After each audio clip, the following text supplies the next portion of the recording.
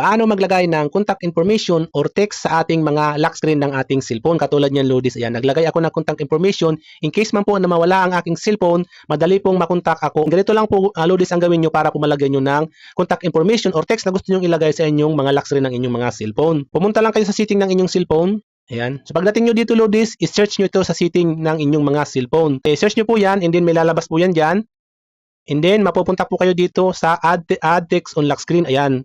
Click nyo yan. And then dito po, pwede po kayo maglagay ng contact information or anumang text po ang gusto nyo ilagay sa lock screen nyo sa inyong mga cellphone. Kayo na po bahala dyan kung gusto nyo maglagay ng kung ano naman po dyan. So maganda po, malagyan nyo po yan kasi in case po na mawala man po ang inyong mga cellphone, pwede po yung may sauli, pwede pong i-contact information na ilalagay nyo dyan para po may sauli agad. So napakaganda nito, Lods, kung malaga ang inyong mga cellphone. Tapos, pag nakalagay na po, i-click nyo lang po itong save na yan. Tapos, kung ano po ang nakalagay dyan sa lock screen text nyo, yan po ang lalabas doon pag once po na nakalock ang inyong mga cellphone. So ganun lang po, Lods. Salamat!